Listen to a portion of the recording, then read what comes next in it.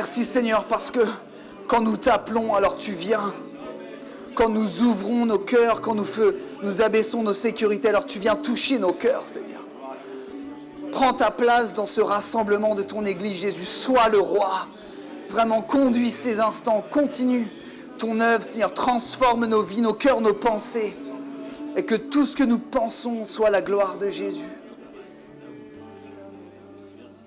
Amen. Amen. Gloire à Dieu. Je vous invite à vous asseoir. Soyez les bienvenus. Merci Seigneur pour ces temps bénis où on est dans la louange, où on est dans la présence de Dieu. Je ne sais pas si vous aimez ces temps. Moi, je me délecte de ces temps où on est vraiment dans la présence de Dieu. Soyez les bienvenus. Bienvenue à ceux qui nous suivent sur la chaîne YouTube. Et on est heureux de passer du temps ensemble. Et surtout, on est heureux de passer du temps dans la présence de Dieu. Il y a des gens qui sont heureux de passer du temps dans la présence de Dieu. C'est tellement bon. Hein. Et ce matin, je voudrais partager ce que le Seigneur a mis sur mon cœur. Et je pense que le Seigneur veut... Enfin, ce que je vais dire, c'est valable tous les dimanches. Hein, mais je pense que le Seigneur veut particulièrement parler ce matin. Comme chaque jour, il veut vraiment que son Église, elle grandisse. Chacun d'entre nous puissions grandir. Et je voudrais parler des conditions d'une vie victorieuse ce matin. Je lis l'Ancien Testament en ce moment et j'ai lu plusieurs passages qui me parlent beaucoup. Et vous savez, la Bible dit, peut-être qu'il y a des gens qui ne connaissent pas la Bible, et j'ouvre une parenthèse, on sera heureux de vous offrir une Bible si vous n'en avez pas. La Bible dit que Jésus à la croix a remporté la victoire. Mais ce n'est pas le genre de victoire, c'est pas la Coupe d'Europe, quoi. C'est la victoire. La victoire sur la mort, la victoire sur le diable, la victoire sur les péchés, la grande victoire. Qui nous donne la vie éternelle. Amen. Est-ce qu'il y a des gens qui ont la vie éternelle ici? C'est pas mal. Pas toutes les mains se lèvent et je prie que toutes les mains se lèvent. Mais il ne nous donne pas que la vie éternelle après la mort. Jésus nous donne aussi la victoire durant notre vie quotidienne. Il nous donne une vie de victoire. Alors certes, il y a des luttes. Ce serait une hérésie de dire que parce que je crois en Jésus, tout va bien, tout est facile, je gagne beaucoup d'argent, je ne paye pas d'impôts, mes enfants sont sages avec moi. Ça, c'est un mensonge. Vous le saviez? C'est bien. Mais néanmoins, si Jésus a remporté la victoire à la croix, nous devons, nous chrétiens, avoir une vie remplie de victoire. Amen. Et bien souvent, j'entends des gens qui sont censés être disciples de Jésus et qui ne vivent pas une vie de victoire. Et ça, c'est un problème. Et je voudrais ce matin parler des conditions pour une vie victorieuse. On va lire un passage dans la Bible, dans le livre de Samuel, 1 Samuel. Je vous donne un petit peu le contexte, c'est important. Vous savez que Dieu a envoyé un homme, Moïse, pour aider le peuple d'Israël à sortir d'Égypte, d'accord, pour conduire, pour supporter. Fabrice nous parlait ce matin de supporter, de s'aimer, mais Moïse, il a vraiment supporté le peuple d'Israël. Puis après, il a donné Josué. Puis après Josué, quand Josué est mort, la Bible dit, il y a un livre qui s'appelle les Juges. Je ne sais pas si vous avez déjà lu ça. Alors, juge, c'est plutôt le mot chef. Donc après Josué, parce que le peuple d'Israël, comme nous, il est incapable d'être autonome et il part tout le temps en vrille, en sucette, il a besoin d'avoir des chefs. Il a donné des chefs. Et Samuel est un de ces juges, un de ces chefs. Et donc, le peuple d'Israël, le peuple élu de Dieu, passe son temps à se détourner de Dieu. Comme moi. Et il y a un frère qui dit, comme moi aussi. On est deux. Et le Seigneur passe son temps à ramener son peuple vers lui. Et le peuple d'Israël a des luttes contre un peuple qui s'appelle les Philistins. Je donne simplement des contextes parce que c'est important. Les Philistins, ce n'est pas les Cananéens. Les Philistins, c'était un peuple qui habitait dans le pays de Canaan, que Israël devait conquérir, et qui, entre guillemets, prenait la tête à Israël. Il y avait beaucoup de guerres. Et donc Israël fait des guerres, Israël perd, à tel point que le coffre de l'Alliance, le coffre dans lequel il y avait les tablettes de la loi, ils le prennent et ils l'emmènent dans leur pays. Donc c'est une abomination pour eux. Mais le Seigneur est bon, le coffre revient et on est à ce moment-là. Voilà ce qui se passe. Il y a 9 versets et on va lire tous ensemble. 20 ans s'écoulèrent depuis le jour où le coffre, dont je parlais, avait été déposé à Kiriath Yearim, c'est-à-dire qu'il revient en Israël. Lisons bien, l'ensemble du peuple d'Israël aspirait à revenir à l'Éternel. Alors Samuel, un juge, dit à tous les Israélites, « Si c'est de tout votre cœur que vous voulez revenir à l'Éternel, faites disparaître de chez vous les dieux étrangers et les idoles d'Astarté, et attachez-vous de tout votre cœur à l'Éternel, et rendez-lui un culte à lui seul. Alors,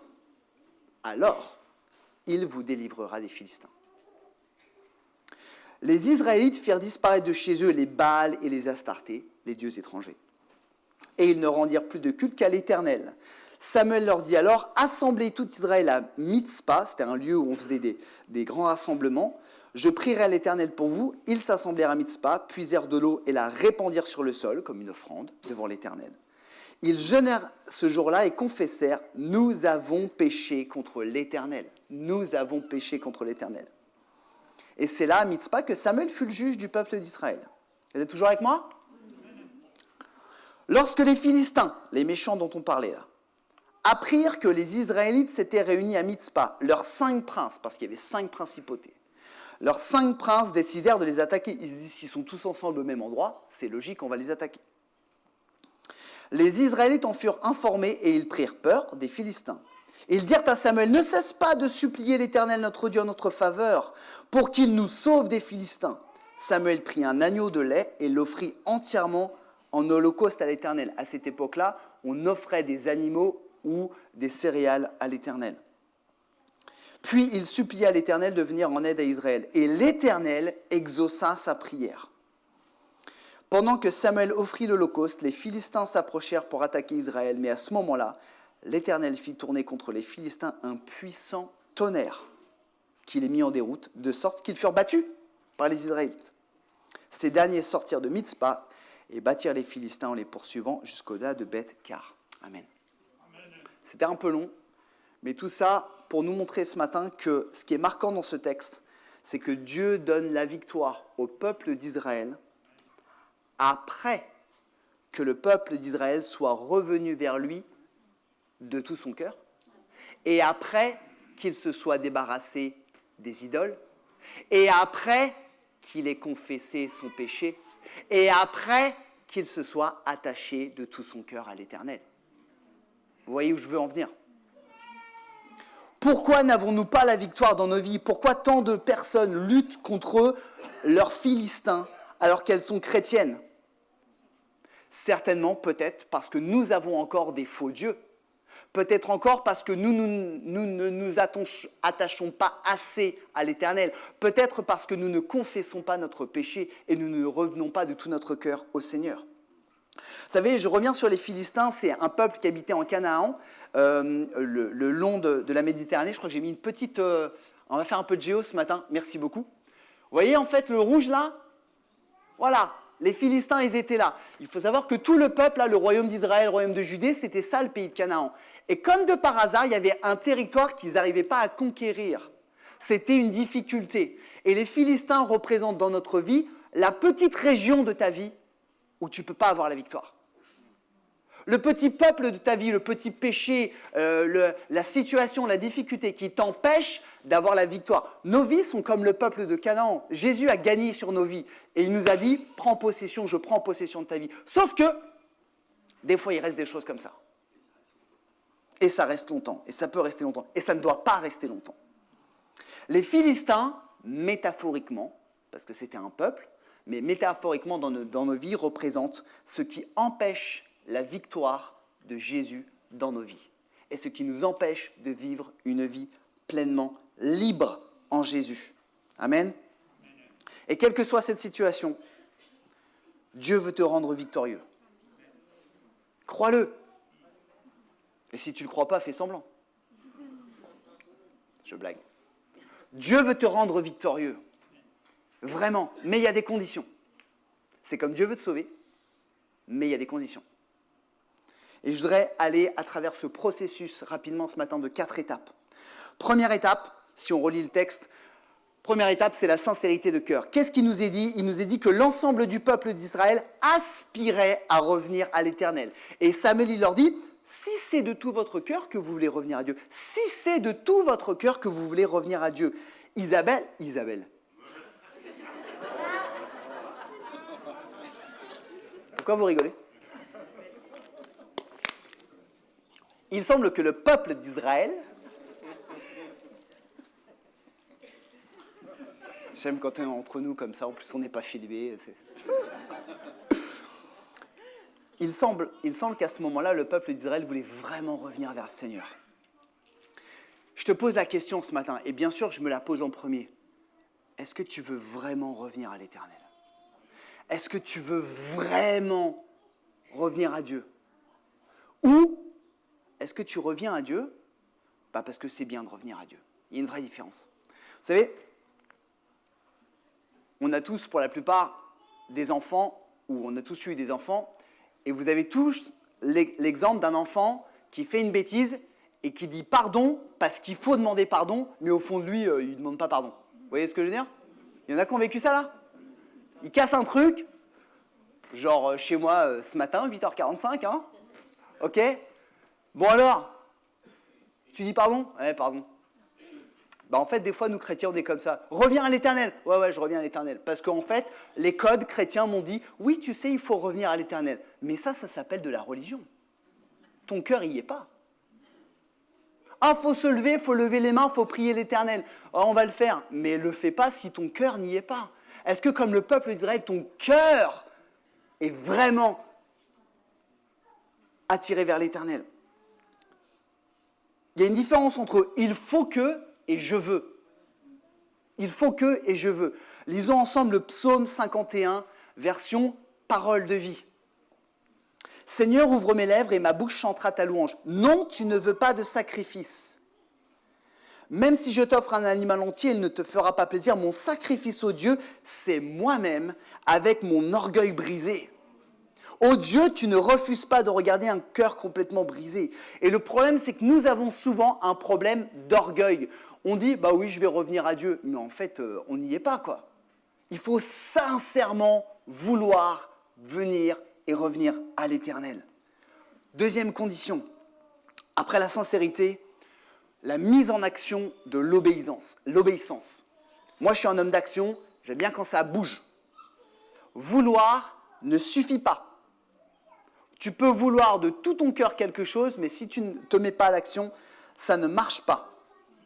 Relisons ce que Samuel dit au peuple d'Israël. Donc, si c'est de tout votre cœur, d'accord? Faites disparaître de chez vous les dieux étrangers. Faites disparaître. Et attachez-vous à l'Éternel de tout votre cœur. Ça veut dire que si on est sincère, Dieu nous appelle à faire des actions. Et là, en particulier, il y avait deux actions. C'était se débarrasser et s'attacher. Se débarrasser des idoles et s'attacher à Dieu. Qu'est-ce qu'une idole? Je vous renvoie, on avait apporté un message, je pense il y a quelques mois, vous la trouverez sur la chaîne YouTube, sur les idoles. L'idole, finalement, c'est ce qui prend la place de Dieu dans ta vie. Voilà. Ça peut être ton job, ça peut être l'argent, ça peut être ton épouse, ta femme, un enfant, un loisir, le VTT, le basket, ça peut être plein de choses. Ça peut être les paires de basket, ça peut être plein de choses. Ok? Une idole, c'est ce qui prend la place de Dieu dans ta vie. À l'époque, ils avaient des idoles de dieux païens, Astarté et Baal, c'était les dieux de la fertilité, pour qu'il pleuve, qu'ils aient des récoltes, qu'ils puissent manger, ok? Mais c'était des faux dieux. Comment faire pour nous débarrasser de nos idoles? Deux choses, se débarrasser de l'idole et s'attacher à Dieu. Et si vous me le permettez, j'aimerais bien imager mon propos. Je veux bien mon petit sac, ma chérie, merci beaucoup. J'aime beaucoup les analogies. Ok. Imaginons, je vais représenter une idole par ma casquette. Ok. L'idole, elle est sur ta vie, tu t'en rends pas compte. En plus, l'idole, elle est stylée. Hein. Ok, l'idole, je peux la mettre comme ça, je peux la mettre comme ça. Je la sens plus, l'idole. Ok, on est d'accord? Je la sens plus. C'est super. Elle me couvre, je suis bien, je suis bien. Le Seigneur te demande, débarrasse-toi de ton idole. Mais fais pas que ça.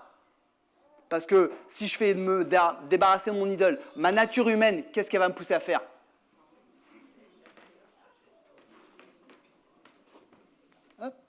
Hop là là.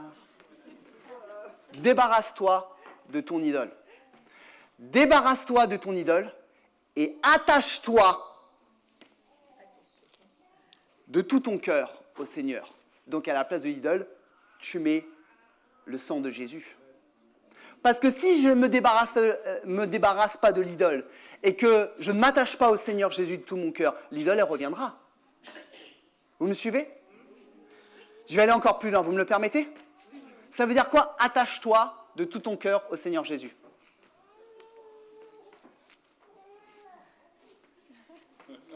Attache-toi à Dieu. Ça veut dire quoi?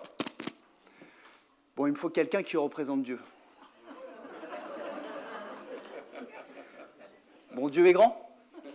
Bon, il faut quelqu'un de plus grand que moi. David. Merci. Mon frère David, c'est pas Dieu, hein? C'est Dieu, ok? C'est mon frère. Charlie, c'est mon frère chrétien. Attache-moi à Dieu, s'il te plaît. Parce que je ne peux pas m'attacher tout seul. Fais gaffe, je suis ficelé là aussi. Ouais, putain. Je veux pas encore. Vas-y. Non, mais vous rigolez, mais qu'est-ce que ça veut dire dans la vie chrétienne, ça? Attache-toi. Nous attache pas trop fort quand même, hein, ce que je dis. Vas-y, fais un tour et puis... Mais non, encore un peu. La Bible dit, pendant que Charlie est en train de travailler là, la Bible dit, attache-toi à Dieu de tout ton cœur. Et vous savez quoi? Merci mon frère. Ouais. Vous savez quoi? S'il me prend l'envie de retourner vers les idoles, en fait, Dieu, il sera avec moi. Et puis, il me gardera là. Attache-toi à Dieu. Attache-toi à Dieu de tout ton cœur. On est bien là? Est-ce qu'on peut encourager David? Merci mon frère. Hop. Merci. C'est important d'imager parce que vous savez, des fois on lit la Bible, mais en fait on ne se rend pas compte. Merci mon frère. Ouais, je ferai après. Attache-toi à Dieu de tout ton cœur. Ça veut dire quoi s'attacher à Dieu? Peut-être qu'il va falloir que tu décides d'arrêter des choses dans ta vie. Peut-être qu'il va falloir que tu arrêtes de fréquenter certaines personnes qui sont toxiques pour toi, pour ta foi. Peut-être qu'il va falloir que tu décides de prier quotidiennement. Peut-être qu'il va falloir que tu décides de lire la Bible quotidiennement. C'est ça, s'attacher à Dieu. Peut-être qu'il va falloir que tu décides de rejoindre une assemblée locale, une église locale. Peut-être qu'il va falloir que tu t'accroches et tu t'engages à servir dans une église locale. C'est ça, s'attacher à Dieu. Et à chaque fois que tu ajoutes ces choses, tu fais des tours. Tu fais des tours, et tu fais des tours, et tu fais des tours, et tu fais des tours. Et tu es attaché à Dieu. Et tu délaisses les idoles. Ça, c'est vraiment important. Troisième point. Qu'est-ce qu'il dit? Samuel leur dit, assemblez-vous à Mitzpah, je prierai à l'Éternel pour vous. Ils s'assemblent. Qu'est-ce que fait le peuple d'Israël? Le peuple d'Israël se réunit et ils confessèrent, nous avons péché contre Dieu. Je voudrais vous parler ce matin de la puissance de la confession. La puissance de la confession. La confession amène la repentance. C'est merveilleux quand même. La Bible, c'est quand même un livre merveilleux. Je me suis intéressé, j'ai regardé la traduction hébreuse du mot « confesser ». Ça vient de yada, qui veut dire projeter, jeter, abattre. Ça veut dire... est-ce que tu peux me passer une idole, s'il te plaît? Merci, ma chérie. C'est-à-dire que quand tu confesses devant Dieu audiblement, je confesse mon péché. Ok?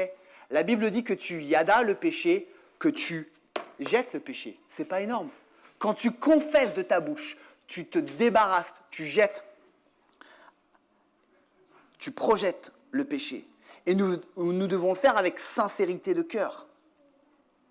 Et vous savez, tiens, merci. La Bible dit que quand nous déclarons des choses sur terre, nous pouvons également les déclarer dans les lieux célestes et dans les réalités invisibles. Et quand tu déclares de ta bouche, Seigneur, je déclare, je confesse que j'ai péché contre toi. Tu le fais non seulement peut-être devant les hommes, Tu fais devant les autorités, devant les puissances célestes et aussi devant les puissances des ténèbres. Et tu jettes. Et tu confesses. Et la confession amène la repentance. Qu'est-ce que ça veut dire repentir? C'est changer de mentalité, changer de vie. Je confesse mon péché, je le jette à terre, je change d'état d'esprit et je marche dans une nouvelle vie avec Jésus.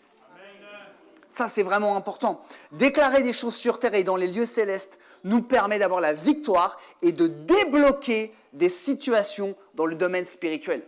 On a souvent le visible, mais on a l'invisible. Et souvent, il y a des blocages dans le domaine visible, mais il y a des blocages dans le monde spirituel. Comment est-ce qu'on fait? On déclare des choses par le nom puissant de Jésus. On confesse son péché. On vient avec sincérité. On abandonne. Dernier point. Et on laisse Dieu agir. La Bible nous dit que les Israélites sont revenus au Seigneur de tout leur cœur. Ils se sont débarrassés des idoles, ils se sont attachés à Dieu, ils ont confessé leurs péchés. Qu'est-ce qui s'est passé après? Ils ont gagné. Mais pas parce qu'ils étaient plus forts, ils ont gagné parce que Dieu est intervenu pour eux. La Bible nous dit que, notez, avez-vous vu, ils ont fait tout ça, ils apprennent que les Philistins viennent les attaquer, ils ont peur. Donc ils font tout ce qu'il faut, mais à un moment donné, peut-être manque de foi comme nous, ils ont peur. Et il y a toujours un temps d'inertie qui est au service de notre foi. Parce que quand on fait toutes ces choses-là, Dieu agit. Mais Dieu ne va peut-être pas agir dans ton timing. Et entre le moment où tu as fait ton job et l'intervention de Dieu, ce timing-là, c'est ni toi ni moi qui le maîtrisons. Mais ça, là, ça s'appelle la foi. Nous, on voudrait que ce timing, il soit là. C'est pas vrai? On est un peu comme des enfants. Ce matin, j'étais en voiture avec les enfants. Ma fille me pose une question. Je parlais avec mon fils. Il n'avait même pas dit 4 mots que ma fille dit papa, papa, papa, papa, papa, papa, papa, papa. Je te pose une question. Je lui ai dit en tant que père sage et aimant, laisse-moi vivre. Je parle à ton frère. La patience d'un poisson rouge. Et nous, des fois, on est avec ça. Seigneur, je confesse mon péché, je reviens à toi de tout mon cœur. Et après, on regarde son portable. C'est bizarre, j'ai pas reçu une offre d'emploi là. Et ce temps d'inertie, mais si Dieu a décidé que ce soit 1 an, ce sera 1 an. Si Dieu a décidé que ce soit 10 minutes, gloire à Dieu. Et ce temps d'inertie, on doit avoir la foi et on doit laisser Dieu agir. On doit laisser Dieu agir. Si tu as fait ta part, Dieu fera la sienne. Mais la question ce matin, c'est est-ce que tu as fait ta part? Est-ce que tu veux faire ta part? Est-ce que tu veux t'attacher à Dieu? Est-ce que tu veux enlever les idoles de ta vie?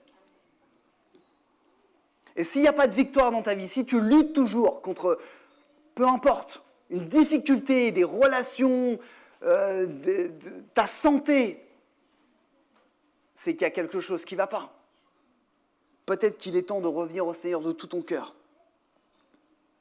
Et je ne voudrais pas aller plus loin ce matin, parce que moi, j'aime pratiquer la parole de Dieu. Et je voudrais appeler mon frère Yann, si tu veux, s'il te plaît, te mettre à la guitare. Et je voudrais qu'on passe un temps dans la prière, parce que je sens vraiment dans mon cœur qu'il y a encore vraiment beaucoup, et sans aucun jugement, frères et sœurs, il y a tellement de situations, il y a tellement de frères et de sœurs qui ne vivent pas dans la liberté. Et pourtant, la liberté, elle est là, elle est à la croix, la liberté. Dieu veut que tu sois complètement libre, mais il y a quelque chose à faire. C'est clair et net, si tu ne veux pas le faire, personne ne te forcera, mais il ne se passera rien. Et on ne peut pas ne pas vouloir faire et après se plaindre. Vous êtes d'accord avec moi? Par contre, à un moment donné, si je reviens à Dieu de tout mon cœur, si je décide de me débarrasser des idoles dans ma vie, que je confesse mon péché, si je m'attache de tout mon cœur au Seigneur, le Seigneur me donnera la victoire, c'est sûr. Est-ce qu'on peut prier ensemble? Vraiment qu'on puisse se mettre dans la prière ce matin. Prenons quelques secondes dans le silence. Mettre devant le Seigneur.